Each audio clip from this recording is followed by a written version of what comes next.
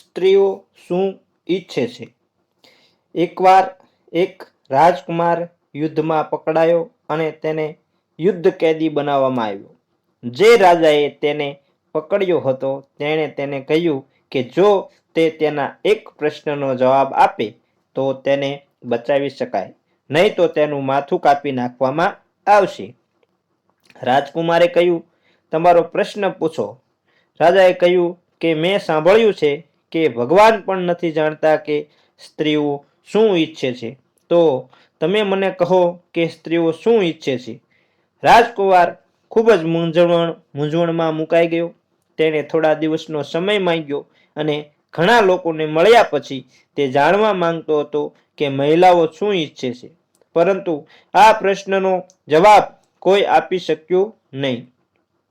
ખૂબ ભટક્યા પછી કોઈએ તેને સલાહ આપી કે પર્વતોની પાછળ રાજ્યમાં એક વૃદ્ધ સ્ત્રી રહે છે. લોકો કહે છે કે તે ખૂબ જ અનુભવી છે. તે કદાચ કહી શકે કે સ્ત્રીઓને શું જોઈએ છે.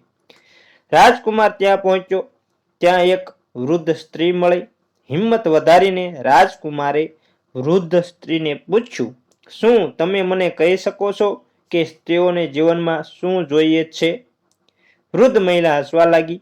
તેણે હસીને કહ્યું કે આ પ્રશ્નનો જવાબ આપવા બદલ તારે મારી સાથે લગ્ન કરવા પડશે. યુવાન રાજકુમાર ક્યાં અને વૃદ્ધ સ્ત્રી ક્યાં છે? પણ પ્રશ્ન જીવનનો હતો એટલે તેણીએ હા પાડી. એ પ્રશ્નનો જવાબ તેને જોઈતો હતો, રાજકુમારને.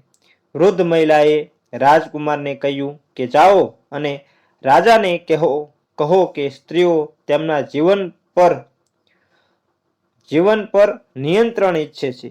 રાજકુમારે જઈને રાજાને આ વાત કરી એટલે સ્વતંત્રતા ઈચ્છે છે. રાજાએ ઘણા લોકોની સલાહ લીધી અને તેને લાગ્યું કે જવાબ સાચો છે, તેથી તેણે પોતાનો જીવ આપી દીધો.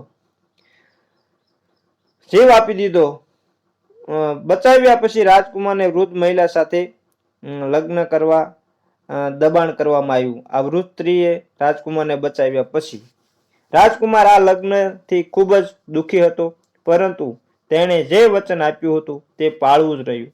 લગ્ન પછીની પહેલી રાત્રે રાજકુમાર ખૂબ જ અફસોસ સાથે વૃદ્ધ સ્ત્રી પાસે ગયો. ત્યાં જઈને તેણે જોયું કે રૂમમાં એક ખૂબ જ સુંદર છોકરી બેઠી હતી. તે છોકરીને જોઈ તેને આશ્ચર્ય થયું. તેણે તેને પ્રશ્ન પૂછ્યો કે તે કોણ છે. છોકરીએ કહ્યું કે એ જ વૃદ્ધ મહિલા છે, પરંતુ તે જ્યારે ઈચ્છે ત્યારે 12 કલાક સુધી સુંદર છોકરી બની શકે છે. હવે મને કહો કે તમે મને કયા 12 કલાકમાં એક સુંદર છોકરી તરીકે જોવા માંગો છો? દિવસના 12 કલાક કે રાતના 12 કલાક? રાજકુમાર મૂંઝવણમાં હતો. જોકે આ વાત સાંભળતી વખતે તે મૂંઝવણમાં હતો.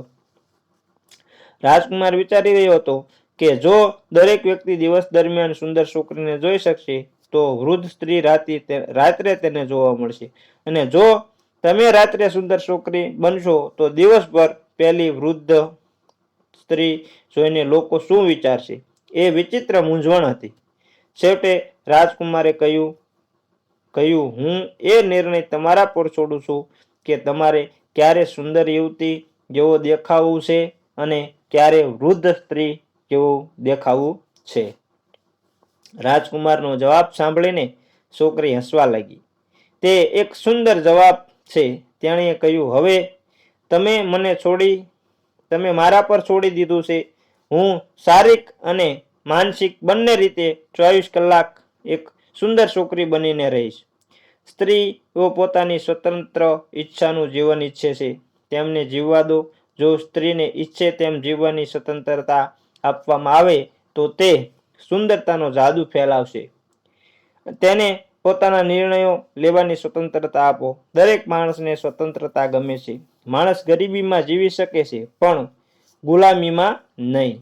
તમારે તમારી જાત પર નિયંત્રણ રાખવું પડશે. તમારે ફક્ત બીજા પર વિશ્વાસ કરવો પડશે. બસ મિત્રો, આમ આ વાર્તા અહીં પૂરી થાય છે. જો અમારી વાર્તા સારી લાગી હોય તો અમારી ચેનલને લાઈક, શેર અને સબસ્ક્રાઈબ જરૂર કરજો. જય માતાજી મિત્રો.